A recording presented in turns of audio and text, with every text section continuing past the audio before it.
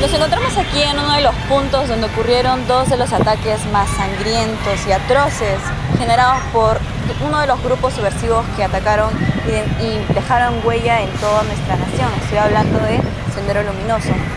Vamos a conocer un poco de su historia y sobre los ataques que he mencionado anteriormente para poder comprender un poco de qué es lo que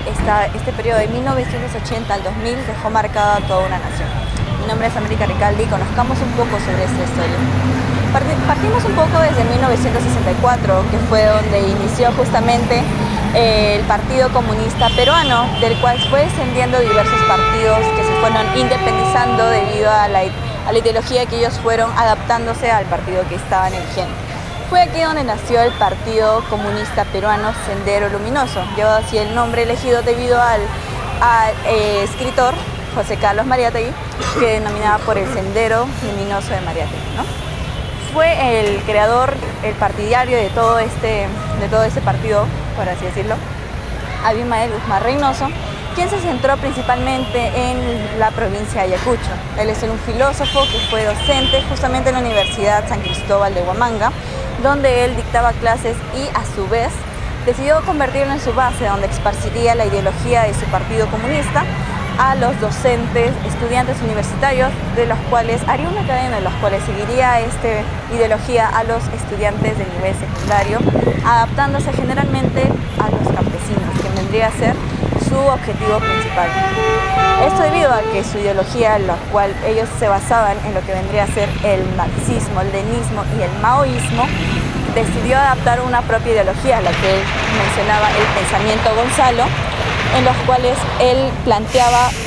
generar una guerra interna, una guerra popular. Es debido a esta ideología que iniciaron diversos ataques, iniciando en el año 1980, registrado en la provincia de Ayacucho, en la población de Chuschi. Fue aquí donde inició una explosión, una de las ánforas electorales, donde estaban realizando la votación del futuro presidente. En este ataque fue donde salió ganador el entonces presidente de estas épocas, Belaúnde Terry, que tuvo que lidiar con estos ataques y actividades que fueron generando Sendero Luminoso. Belaúnde Terry vio este pequeño grupo no tan expansivo, un grupo que recién se estaba formando, así que decidió darle estas fuerzas a las fuerzas policiales sin llamar todavía a los militares, dado que no veía una acción necesaria por el momento. Sin embargo, esta fuerza fue acrecentándose, no solo expandiéndose en la provincia de Ayacucho, que fue su sede principal, sino expandiéndose en otras provincias, llegando incluso a la ciudad de Lima, que en 1980 realizó su primer ataque en el distrito de San Martín de Porres, atentando contra la municipalidad misma, incendiándola y borrando todo documento y todo registro que se situaba en este lugar. Asimismo, fueron 3 senderistas que atentaron contra ese lugar, que también decidieron esparcir unos folletos en los cuales daba el aviso al inicio de esta guerra popular, ¿no?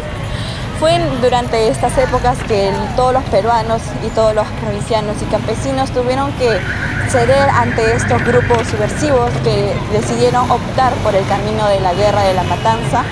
y de las acciones sanguinarias, por así mencionarlo. Tuvieron que vivir estas épocas muy trágicas y muy oscuras, por así decirlo, en nuestro país. Fue desde entonces hasta el próximo gobierno de Alan García que estos ataques fueron cediendo, ya que el Partido Comunista Peruano vio en el gobierno de Alan García una oportunidad de poder implementar su ideología. Sin embargo, debido a toda la contrariedad de estos diferentes ideologías que tenían los diversos partidos, fue que decidieron ceder por su propia cuenta y empezar las acciones por su propia cuenta, iniciando así más acciones sanguinarias que fueron atormentando a muchos pobladores. En el Perú, y específicamente en la ciudad de Lima, uno de los ataques también producidos justamente en el Jirón Abancay, que tal vez muchos de los peruanos concurren hoy en día, fue que se presentó lo que viene a ser la matanza de los perros, que amaneció todo ese jirón con perros colgados de las antenas, de los postes que fueron amarrados con unos carteles en palabras chinas, dando referencia del partido Gonzalo, del partido de Sendero Luminoso, dando un aviso a todos los pobladores,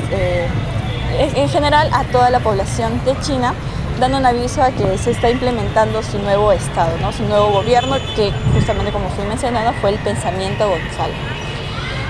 Durante el gobierno de Alan García en 1989 se generaron unos atentados a la fuerza militar,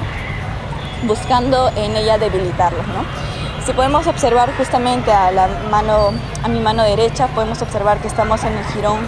Junín, que estamos justamente en la cuadra 11 del Jirón Junín, que se encuentra en la parte todavía posterior, es donde se generó uno de los ataques a los entonces denominados hoy en día también los húsares de Junín, que estaban realizando su recorrido para llegar al Palacio de Gobierno que hoy en día conocemos, para que realicen justamente el cambio de guardia, ¿no? Justamente a la época al tiempo del mediodía, que esos se dirigían hacia sus labores, que fue interceptado por un carro que fue robado, que fue por un grupo de ladrones que estaba realizando un robo delante de esta movilidad, en los cuales generó una pequeña distracción que fue aprovechada por un grupo de senderistas, en los cuales arrojaron una bomba a este vehículo, dejando lamentablemente 6 militares fallecidos en la escena del crimen, ¿no? Junto a ellos también se registraron 16 militares y civiles que fueron lamentablemente heridos y que fueron atendidos justamente durante todo este proceso correctamente y que afortunadamente se pudieron salvar. Sin embargo, también cabe recalcar un héroe que viene a ser un general que al presenciar todo este suceso decidió intervenir para poder detener a uno de los senderistas, que fue capturado y que fue uno de los creadores de este atroz crimen. Sin embargo, tuvo que ceder y fallecer debido a un disparo generado en la cabeza por uno de los senderistas acompañantes, ¿no? Así que esto fue un suceso lamentable que debilitó tanto al ejército peruano y que también dio aviso al presidente Alan García sobre su inicio de atentados y su inicio de terror, que no cederían tan fácilmente. Posterior a ello fue que por alguna investigación de los militares dieron con una información falsa sobre un grupo de senderistas que se iban a reunir justamente en el Jirón Guanta. Si podemos observar para la mano izquierda, se observa a lo lejos un edificio rojo que al frente de él justamente se encuentra una casona en la que sucedió la terrible matanza de Barrios Altos, como es conocido hoy en día. En esta matanza se dieron 15 personas que estaban asistiendo a una pollada comunal justamente realizada con el objetivo de poder reunir y recaudar fondos económicos para que estas personas que vivían en esta casona, que justamente eran ambulantes, pudieran recaudar un poco de fondos para mantener su humilde casona. Fue un día muy festivo, muy alegre, que se esperaba que diera frutos muy abundantes y prósperos. Sin embargo, terminó con la muerte, como ya mencioné, de 15 personas. Lamentablemente se dio ante ellos un pequeño niño de 8 años.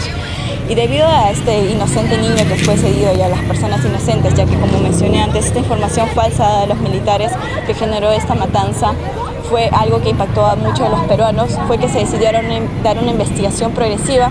de este suceso con el entonces presidente Alberto Fujimori. Este suceso sucedió en 1991 y que lamentablemente, a pesar de los años sucedidos, esta investigación duró muchos años en ser investigada y correctamente corregida por los actuales actores de esta matanza, ¿no?